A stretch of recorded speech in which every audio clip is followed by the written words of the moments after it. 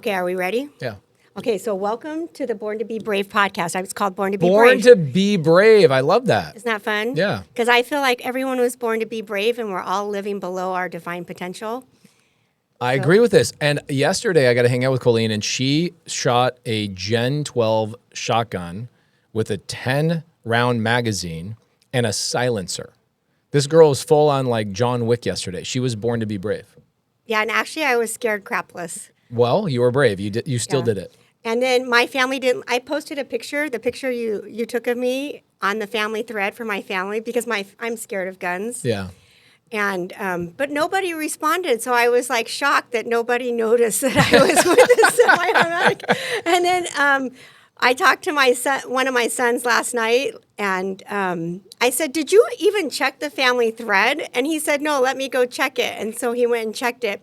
And my show is really clean show, so I won't say what he said. But he said, He's like, holy moly, Mom. yeah, I couldn't believe it. He's like, no way. And it made, and then my other son, because he got the other kid on the phone too, and made a three-way because he couldn't believe it. It was a big deal. That's cool. And my other son said, Mom, you look really awkward, though. You need to be around more guns because you Well, look... you know what? You did it yesterday. You Yeah. shot some birds up in the air. It was awesome. Yeah, it was fun. So thank you. And you know what I decided is good peer pressure is good when it's a good environment. Always. Yeah, That's what Day with Pace is all about. I was like, how do I, one, pressure myself into doing cool things? And then how do I bring 15 awesome community members together and we go do cool things together? Yeah, because I never thought I would shoot a gun in my whole life. We all knew you would. We were texting in the private chat talking about you. We knew you were. We've got some really amazing people in the live audience today, guys. Yeah, I have a question for you. I watched every interview you've done with big people. Okay. And I loved that. One thing I wanted to ask you is, did you always dream, and I know the answer to this, but I want my audience to hear this, is did you always dream of investing in real estate and using creative finance as the solution for that? Like, I always wish I could be in real estate, but I didn't really know creative finance was even an option. And it wasn't until I started doing creative finance that I realized that my dad had been doing creative finance on every house that we ever lived in.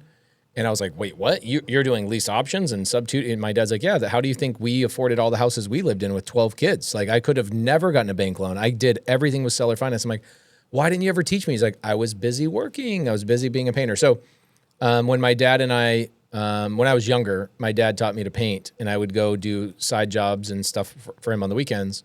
And we would listen to real estate tapes. And so I always had it inside my brain that real estate was the thing. Mm-hmm. And it took a woman to get me my first deal. My dad couldn't help me. Took a woman that got me into it. And then I still pinch myself. I think still even at 10 years, I told myself I was going to do it. And now that I'm doing it at such a high level, I still pinch myself. I wake up and I'm like, wait, I just bought an RV park. Wait, I just bought an apartment building. Wait, I just sent out 700 checks to private money lenders. What the heck? Is this my life? I still am in somewhat disbelief over it. Yeah, like pinch yourself. This can't be real. Yeah, and I'm grateful for every single minute. You know, like imagine the problems that other people deal with, like the people in California right now, right? Their houses are burning down, horrible things are happening. And I'm just like, all you can look at is like have gratitude and sympathy for them, have gratitude for what your current situation is. But then look at people that even are doctors or lawyers that are like, I don't love what I do. I wish I was in real estate. And I'm like, we all, you, me, have learned strategies that people that are at the highest echelons wish they knew. So I just feel I'm just lucky. And I think that beyond being lucky, I feel like sometimes these voices come into our head or thoughts come in and you think you should follow it. I think you've kind of fine-tuned that a little. Yeah. Would you agree with that? Yeah, 100%. I mean, I grew up as a Mormon. So did you. I grew up LDS. I still am LDS. And it's that still small voice, right, that we're taught. That for us in our church, our religion, it's the Holy Ghost, and we call the Holy Ghost the still small voice. And so the older you get and the more in tune you get with that, the better you become at following your gut. Some people would say the Holy Ghost is your gut. Yeah, intuition. Your intuition, right? And so I've gotten a lot better at following that for sure. Yeah, I think so, because I feel like God led me to you because there was an advertisement on Facebook for an event that I felt, a thought came into my head and said, you should go to that event. I'm like, okay, well, I'm really busy right now, but later today I'm going to Get the ticket. I'm going to get the ticket. But then I forgot about it. And then about 3 or 4 weeks later, that thing popped up again. I'm like, oh, I was supposed to get a ticket to that. But when I went to go register, it was sold out. Yeah, and that's why I believe being resourceful, you should listen immediately. But I thought, no, God really did distinctly tell me. This is how I met you. Distinctly told me to go. That's interesting. So how'd you get a ticket? So I looked up to see who was doing the event, and it was Cole Hatter and Cody Sperber. And I just DM'd Cody Sperber. That's why I like DMs, because I can DM you anytime. Yeah. I can DM. And I said, hey, I really felt like I should be at this event, but I forgot to buy a ticket. Do you ever take volunteers? Oh, you were no. I did not know this part. You were a volunteer at Clever Summit? Yeah. Wow. It's even crazier than that. And he said, I think we're full, because it was really close to the event. Yeah. And I was doing, and so he said, here's my mom's email. She's in charge of all the the volunteers, but you can email her. So I emailed her. She emailed me back. She goes, we are full, but I am ordering the T-shirts today. And if you're willing to come a day early. Wow. And help set up and lift heavy boxes and do help us out, then you can come. So I said, yeah, I'll do it. And then that's how I met you that day. Wow. And then they actually said, they had a little Facebook group, and they said,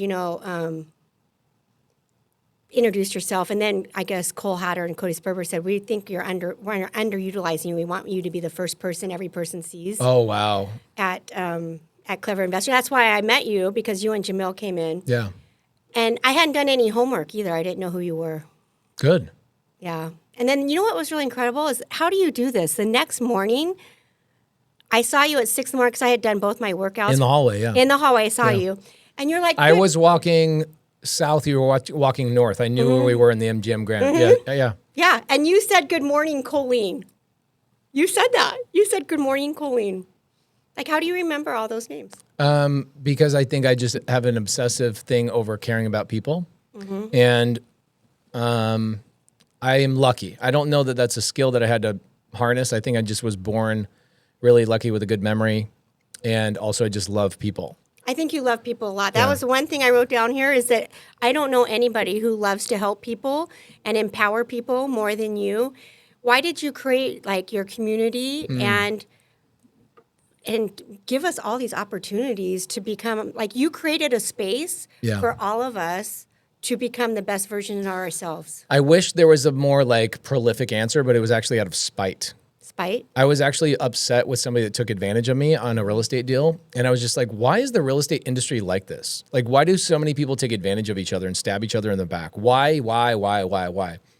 And then I remembered things that my mom taught me that was, if it's meant to be, it's up to me.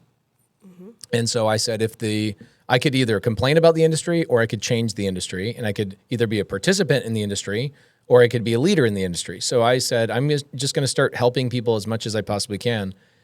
And then it had no intention behind it other than I'm sick and tired of people treating people this way in this industry. And it's kind of the same way I was. I went to Pleasant Grove High School, and I was friends with literally every group of people. Like baseball people would hang out a little bit with football people because the seasons kind of overlapped. And then the soccer people like never hung out with any of those people. And then the nerds and the druggies and the skateboarders and the pretty girls and the this and the that. They were all different groups. And I was hanging out with all of them. And I included everybody.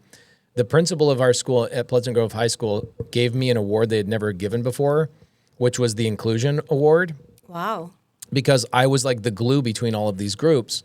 And it wasn't until I took a personality test way later in my life that I realized one of my top 5 personality traits is called includer and then activator. So my number 1 personality trait that is turned on all the time is that I love to activate other people into their best version of themselves. It's natural for me. I can't help it. It's just I wake up and I'm like, oh, I want to turn you into the best person you are. And then my 5th personality trait is includer, which means I have a hard time not including everybody. And if you look at the Subto community and you look at Owners Club and you look at this group, you'll stand in a room. I was in Atlanta 2 days ago at a Subto meetup, and you've got somebody from Taiwan, Korea, South America. I mean, you go around the whole group and it's 12 people from 12 different nationalities all hanging out. And I'm like, this isn't normal. Most of the time, like, people are attracting the exact person they are. It'd be a bunch of boring white dudes if I was only attracting myself. And all of that came from I think part of who I am, and then what church I was raised in, and my parents and my mom. But then also some guy stabbing me in the back on a deal. I woke up, this was 2016. I got screwed in the back on a deal. And I had a 15-hour road trip right after this deal. I saved the deal. Do you want to hear the story of the deal? I do. Okay, dang. You've never heard the story? Yeah, I have. Oh, you have? My audience has Oh, it'd take me 20 minutes to tell you a story. I won't tell you the Short whole story. story. I had Someone screwed you. somebody tried to screw me. I saved the deal. And on my drive home from this long road trip, I promised myself I was going to build something that the industry had never seen before. And I was like, I'm going to make the real estate industry work with each other instead of stab each other in the back. And I didn't know what that was. It wasn't until a year or two later, after taking people on ride-alongs and just taking people to my business and my shop and all that stuff, that I realized what people needed and what that actually looked like. And so I started by just telling people, get in my car and I'll drive you to my appointments. Come shadow me at work. Like April has been with me for the last 4 or 5 hours, and you watch me in like 4 or 5 meetings, just boom, boom, boom, boom, boom. Is there a minute that I get in my life that is not being utilized up? No. It's like my meetings are overlapped by a couple of minutes. We're always like bleeding into one. Oh, hey, we have 15 minutes. Let's get this thing done. It's really fun to watch because you get permission to be like, oh, I can do that too. Have you gotten permission to see anything? I loved it. Okay, cool. So like, not just permission to see something, but like see something in herself of like, oh, Pace is doing this and this and this. I can do that too because April's working on her brand too. And so I got obsessed with like having these mental breakthroughs for people where people go, dude, I've been trying to figure out what this business looks like for 3 years. I come into your office for 3 hours and I understand, oh my gosh. And I got obsessed. I got helper's high is what I call it. It was like heroin. I've never had heroin. Do you take heroin or you have heroin? I don't know. Either way, I've never had it. So I got addicted to it. And so I said, I need to make this more formal. I need to have a staff. I need to have a building. I need to have a company. I need to have things that make this a structure. So if there are bad actors in this community, I can kick them out instead of just having some free Facebook group. And that was 2018. And it took me 2 years to like really build something. And we launched in 2020. And here we are, 2025. I think we're like 75 times larger than the next biggest real estate community. Yeah, it's huge. And the reason being is because what happens is people will join a mentorship, which we're not a mentorship, but people will join a mentorship and 6 months later they get kicked out. Mm-hmm. We just continue to grow because once you're a member, you're always a member, and you're required, in my opinion, you're required to turn around and help the people that are behind you. It's way more fun that way. Yeah, I think that it was ingenious to create a community versus I've only done mentorships, but the problem is right, once you're done, if you don't want to pay another $30,000 or whatever it is, then you're not really connected with those people anymore. You're not in their Facebook group. They kick you out. Yep. And that's it. And what's tough is like, think about how I didn't realize this until like second or third year into Subto, how genius it really was. I didn't plot this part out. But you get people like Uncle Lanza, who's been in the community for 5 years. I think he's like student 7. Okay. Wow. Yeah. He comes into year 5 and he will not only make $1 million+ this year himself, but he'll turn around and help 30 or 40 other people get their first deal this year just by him JVing. I'm like, why would you ever want any of these people to leave, right? And so some of my friends, Cody Sperber and other people, they have mentorships. And I love Cody. He's one of my best friends and he's helped me so much. But the difference is you get somebody that starts doing deals and then they're out. Mm-hmm. Well, then what happens to the person that comes in is they're just relying on videos. I don't want to rely on videos. I don't know about you. No. In fact, I think it's genius because what I noticed just from being here yesterday is that the deals just come to you now. Yeah. Like the RV park that you broke down for us yesterday, I was like, just like April had a light bulb go off for her, right, about the branding and everything. I was like, oh, I'm going to find out what Pace wants. I'm going to do the wedge method. Yeah, why not? Right? Yeah. Yeah, I mean. It is the most genius thing. It really is like, well, I could go out and find all the things. I've done that. I did that for 8 years. Or I could teach other people to do exactly what I want, the way I want it, and then I'll get them launched in their first deal that's a big deal, and then they'll keep doing it with each other. It's crazy to me. I thought when I launched the community, I go, I'm going to do 20% of all the deals. Mm-hmm. I don't even do 1% of all the deals, but I still last year did $100 million in transactions with people in the community. That's 1% of the deals. It's crazy how big it's gotten. Yeah, I've never seen anything like it before. Mm-hmm. And it's really ingenious because I didn't get it. Like when I met Jason Park, I remember when I did the newbie Zoom, you had that newbie Zoom that Carolyn Kane hosts. And she said, you should come from contribution. So I'm trying to figure out how to come from contribution. And so I hosted the Christmas party for Orange County. I remember. County, and San I Diego. didn't go, but like I saw it and people were talking about it. People still talk about it. Yeah, but it was so amazing is because somebody on their way out said, hey, I'm going to help you get your first 3 deals. I'm like, wait, what was your name again? Yeah, Let me get your phone number. I literally wrote, help her. And literally, he has helped me. Yeah. Like, he's crazy. It's crazy how just everyone's such a go-giver.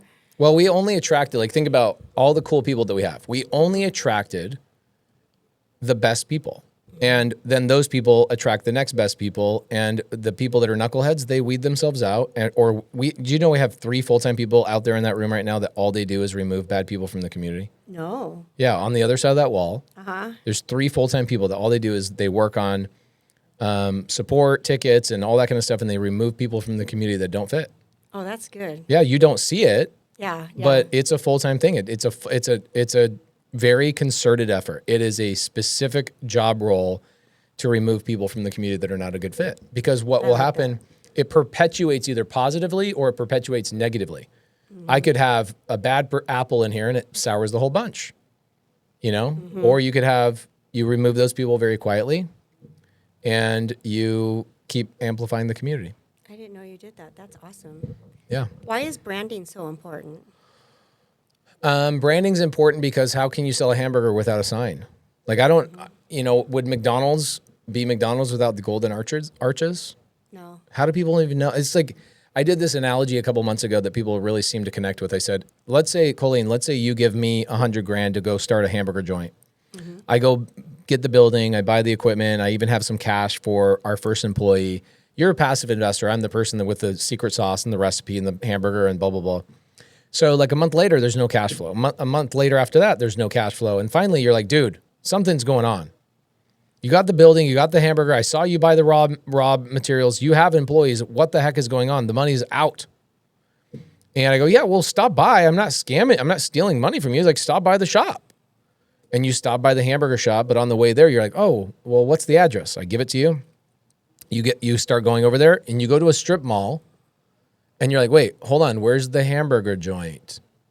I don't know where the hamburger joint is. You have to call me and go, Pace, I'm at the address, but like, I don't see any hamburger spot in this strip mall. And I go, oh, no, don't worry. I'll walk out so you can see me and I'll wave at you. You find me. I go, hey, Colleen, I'm over here. You come over here. And sure enough, you walk into the hamburger joint and you see that I've got an employee standing there ready to cook. I've got this cute little spot. I have a menu. I have food sitting there. What am I missing? Yeah. A freaking sign on the door. How about that? And if you left that meeting with me, would you say I'm responsible that I took your $100,000, but I didn't put a sign on the door, or irresponsible? Irresponsible. So branding is your sign on the door. I sell hamburgers. That's your, whatever your brand is. It's irresponsible to not have a social media presence. It's irresponsible not to build your YouTube channel. It's irresponsible for you not to have a podcast. Mm-hmm. Look at you. You're getting out there and getting your podcast done. You are being responsible about your business. Yeah, I'm going all in on YouTube this year. I heard you talk about it on one of our family, the family things, Zooms. Family night. Family night, yeah. As a Mormon, you should get that reference. Oh, yeah, I totally get it. Yeah. Oh my it's gosh, a Mormon thing, guys. You don't know. Sorry, April. Yeah. Monday night. Family night is Monday night. Mm-hmm. They want you to be with your family. Oh my gosh, I didn't make the connection. Oh, what? I thought of all the people who get that connection would be Colleen. So, when you're LDS, Monday night is family night. Yeah. And so it's like the dedicated night. Every night growing up, my parents took us to Dairy Queen, the park, KFC, whatever, go on a little hike. And it was just my mom and my dad were really dedicated to that Monday night. And so Monday night is wholesale hotline. Otherwise, I would have Subto family night on Monday. I do it on Tuesday nights, typically. Yeah. Only because I watch them. I work in the temple Tuesday night. So I you have to watch the watch replay. them. I watch them on replay. Yeah. Sometimes I get to catch it. I should change it just for you. Yeah, no, that's okay. But I watch them on replay, or when the temple's closed, I watch them live. Mm-hmm. But yeah, isn't that funny? Yeah. I didn't even think about that. And another thing is in our community, in Subto and top tier TC and Gator, there's a lot of women leaders. Yep. But outside of the real estate world, in the Pace Morby world, in the creative finance world, like there's very few women, like I think it's like 37% of women, I don't know exactly, but it's our women that are investors. Yeah. And then I go to a lot of conferences and it's like one or two women will be on stage. Yep. What do you think about that and how can we change that? Because that's really one of my goals is to get my portfolio and to get my skills Yeah. high enough that I would be This is a hour long answer, but I'll tell you a couple of things. I think that our community has by far done the best job of this. So 51% of our collective creative community is women. 51%. Wow. So we have more women in our Subto, Gator, top tier TC community than men, which is cool.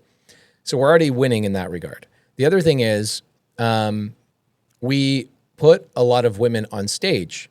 So when you put women on stage, you don't just put a woman on stage, you put a mom, a wife, because why? I'll tell you why.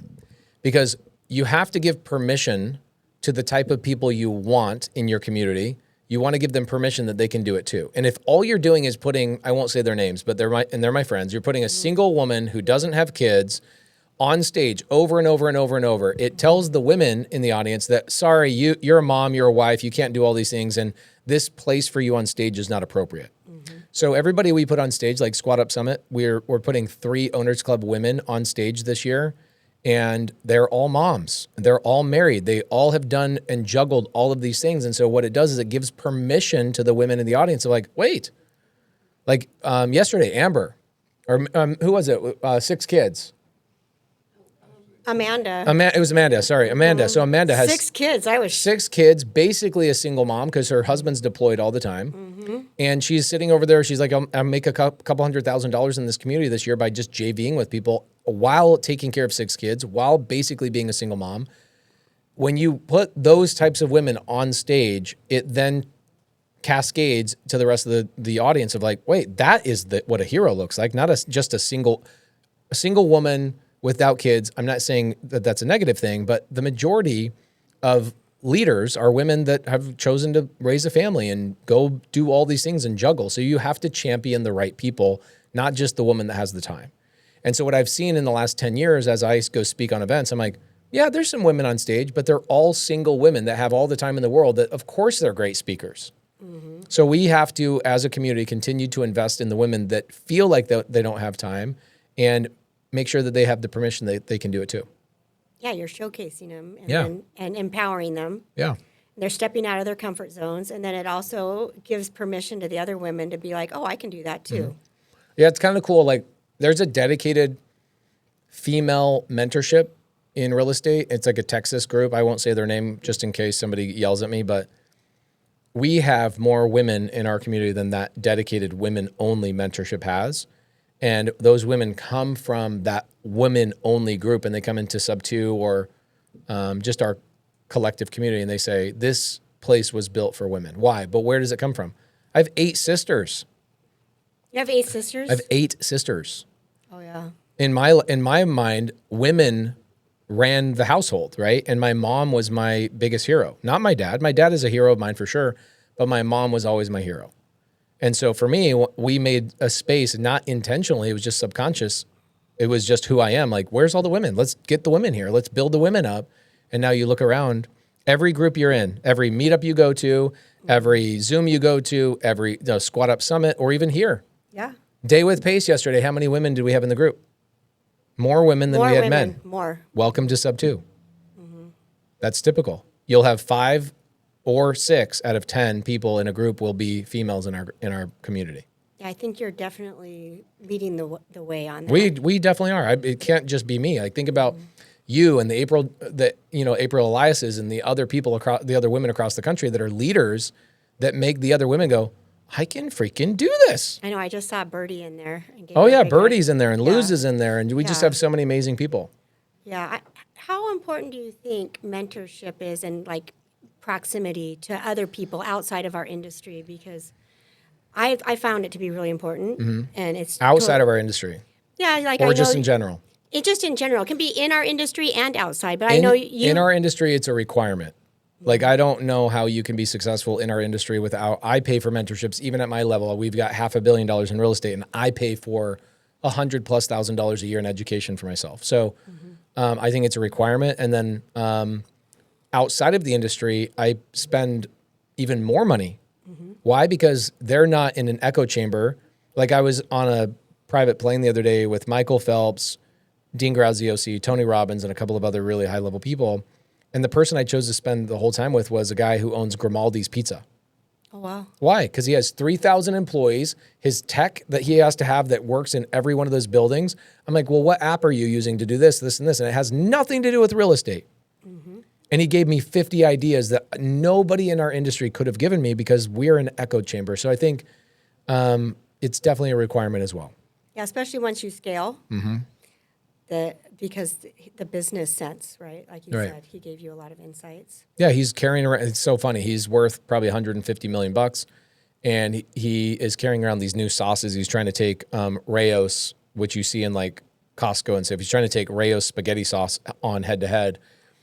And that's a company that was bought by Campbell Soup for $2.4 billion. And listening to and talking to a guy that says, I'm going to go take down a company that was sold for $2.4 billion to Campbell Soup, that's a different conversation than me talking to somebody who's like, yeah, I'm working on my 7th deal.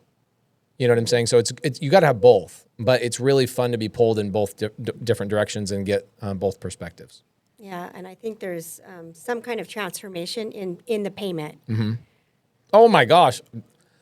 It's interesting, like the financial side. Oh, I could talk about this for 5 hours. So I used to just give everything away for free, and I still in a lot of ways do. But the one thing that you should never give away for free is the one thing that is the most important thing, which is the filter of somebody who's committed. Okay, that fee, the paying for a mentorship, is a commitment fee or a filter fee. Put your money where your mouth is. Okay, Yeah. 1, it's a commitment to yourself. 2, it shows the other people in the group that I'm a committed person. Yeah, you're in. You're in. I Versus have skin in the game. you have skin in the game. And if you go to the free Facebook group, there's great people in the Facebook group, but overwhelming majority of people in there are people that are like, they show up for 2 days and they never show up again. And then they're the people in my DMs that are asking me, can I work for you for free? I'm like, no, you can't work for me for free because I've tried that before. People that are willing to work for free don't have any value. And if I have you come work for me, you are also 36 years old and you have no value. That means you probably never worked on yourself. We got a problem here. And then the reality is somebody who is committed, I'm taking time from that person who actually deserves it to give it to somebody who's not committed. And ultimately, ironically, that gift I could have given to them, I give it to you, and now that gift is soured. So I've learned that the hard way. When I used to give things away for free to people, Brent Daniels made me, he says, you should have a mentorship. Like, I'll never do that. Oh, he said that? And I said, I'll never do that. And he says, why? And I go, because I just don't want to be that guy that charges for things. And he goes, well, how do you know if they're going to do anything? Bro, I'm a great teacher. So he made me take down all these names of people I was taking on ride-alongs. And like a month later, he goes, tell me how many of them had done deals. None of them. No. These are people that went on full-on appointments with me, saw my closing techniques, saw where the leads came from, hung out in my office. Like literally none of them did anything. And he goes, it's because you didn't pay them, you didn't make sure that they paid a commitment fee or a filter fee, and they didn't even commit to themselves, let alone commit to you. And I was like, wow, what an eye-opening thing. I just thought it was bullcrap. It's not. It's true. It is true. Yeah, the transformation comes in the payment. I learned that from Tony Robbins. Yeah, and I also think think about that even for tithing in a church. Like Yes. when you're paying tithing to a church, like even if it's not even, let's say you don't even have 10%, you pay 1%, 5%, 10% to a church or whatever, you're more loyal to, and you feel like you're building something with the church rather than the church building it themselves. You feel a part of it, and then you actually contribute. You know what I'm saying? And it takes faith to give the money. Yes. Yes. Yeah, and you're all in. Yeah, my dad, when we used to drive around, my dad would say stuff like, hey, Pace, you paid tithing this week or whatever. He'd say, see that brick in the church? You paid for that brick. And it really cemented that in my mind, like, wow, I'm actually part of something. You know what? I never thought about that, but like the mission home is on my same street. Oh, yeah, you paid for that. I paid for that. Yeah. That's my house too. And yours. Yeah. Yeah, interesting. Another question for you. I've been listening, thanks to your recommendation, to the AI, different people's stuff on AI. Scary. Yeah, it's we're going into a different era here. Yeah. And I was wondering, what do you think I know talking to Tom Bailu. Yeah. He said that in 5 years that everything's going to completely change Yeah. for all of us, whether you believe it or not. Yeah. And after listening to a whole bunch of these different things on my way here, I'm going to train my AI immediately. What do you think? Are markets going to be changing, and is AI going to revolutionize things? And what's your biggest change that you're seeing, and what do you think people should be doing about it? I think what AI is going to do in terms of helping us in the real estate is that we won't have to do as much lead gen on the front end. And then I think what we'll also do is AI will ironically make non-AI lead gen more successful. So here's what I mean by that. If everybody's using AI callers, which they're not yet, like Prop.ai has just come out in the last year. It's the only one that's actually as advanced as it currently is. So let's say Prop.ai is allowing people to make cold calls. For $1,000 a month, you can make unlimited phone calls, basically. Okay, well, what's going to happen is the people that are on the other side of that phone call, somebody in foreclosure, are only going to appreciate the person coming and knocking on the door that much more because everybody calling is a robot, right? Yeah. So I think that that's going to happen. There's going to be a divide where some people that decide I'm going to go do the hard work of door knocking are going to amplify their deal flow. I think also our ability to get a hold of sellers will actually become amplified in terms of analytics and understanding, like, why is this person picking up the phone at what time? When will they text? What kind of words? Like, that is going to be so automated in 5 years that you won't even have to worry about lead gen ever again, which is cool because if you think about Maricopa County, we have 60 to 80 houses that get foreclosed on every month. That's people that we couldn't get a hold of. If we could have gotten a hold of them, we could have done a Subto deal or some sort of loan modification. You can't even get a hold of 60 people a month that lose their home. Wow. So I think that's going to be amazing. I think it will make it easier and easier for a newer investor to get into the game. But at the same time, what I think is going to be dismantled in real estate is single family regular homes. I think in 10 to 15 years will be a thing of the past. I think it's kind of like, think about this. Have you ever bought a house and you gutted the whole thing and you removed a wall, and you opened it up? Has anybody in here done that? Yeah, a long time ago. Okay, I know you just did it. Okay. That is the old way of doing things, right? They used to put walls everywhere and divide up the house. That was the old way of doing it. Now here we are literally destroying the old way of life to create a new flow of like, why did they ever do it this way? How many times have I asked, why the hell did the builder do it this way? I cannot even tell you, okay? So think about in the future.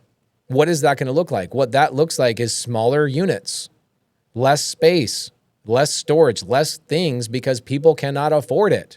Affordability is not going to get any better. It will never get any better. It historically has never gotten better. Housing and rent has always gone up to a point where it's only getting more and more expensive. So what have they done? They've cut prices and made things smaller. So we're going to have way more tiny homes, way more mobile home parks, way more RV parks, way more things that are affordable. And whoever focuses on that niche is going to dominate. And if you don't focus on that niche, you're going to get kind of pushed out of the market. That might not be for 8 to 10 years, but it's coming. Okay, so what does that mean? The other thing, why is that the case also is that more people will be out of work than I think we can even comprehend, which means more people will move in with each other.